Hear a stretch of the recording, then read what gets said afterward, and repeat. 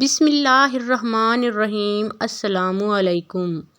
ظہور اسلام کے وقت جبکہ حضرت علی رضی اللہ تعالیٰ عنہ کی عمر ابھی بہت کم تھی، لیکن آپ رضی اللہ تعالیٰ عنہ لکھنا پڑھنا جانتے تھے، اس لیے ابتدا ہی سے بعض دوسرے صحابہ کی طرح آپ بھی حضرت صلی اللہ علیہ وآلہ وسلم کے تحریری کام سر انجام دیتے تھے۔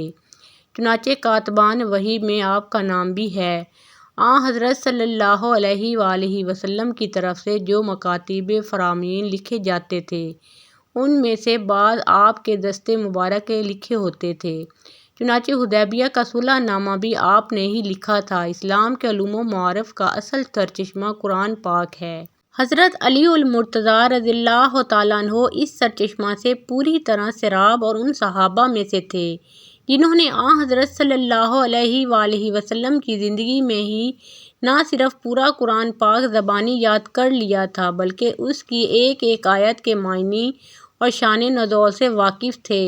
ابن سعد میں ہے کہ ایک موقع پر خود آپ رضی اللہ تعالیٰ عنہ نے اس کا اظہار فرمایا کہ میں ہر آیت کے متعلق بتا سکتا ہوں کہ یہ کہاں، کیوں اور کس کے حق میں نازل ہوئی۔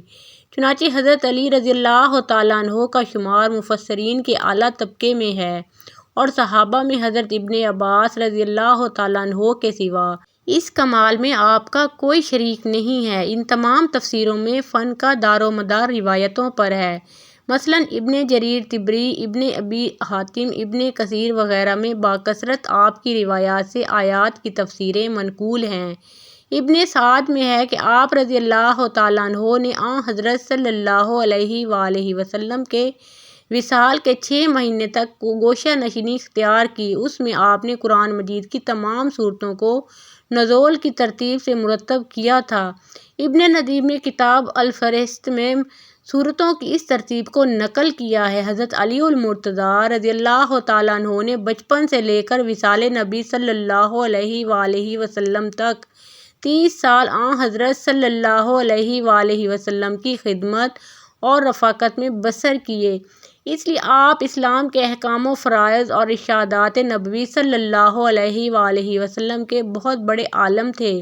پھر تمام اکابر و صحابہ میں وصال نبی صلی اللہ علیہ وآلہ وسلم کے بعد سب سے زیادہ آپ نے عمر پائی۔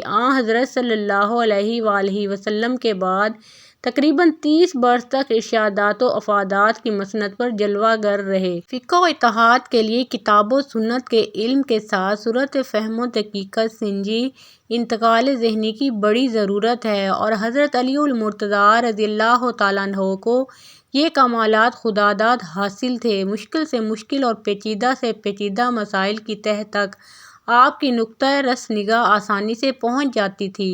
یمن میں آپ نے 2 عجیب و غریب مقدمات کا فیصلہ کیا۔ یمن نیا نیا مسلمان ہوا تھا، پرانی باتیں بھی تازہ تھیں۔ ایک دفعہ ایک عورت اپنے نومولود بچے کو لے کر حضرت علی رضی اللہ تعالیٰ عنہ کی خدمت میں روتی ہوئی حاضر ہوئی۔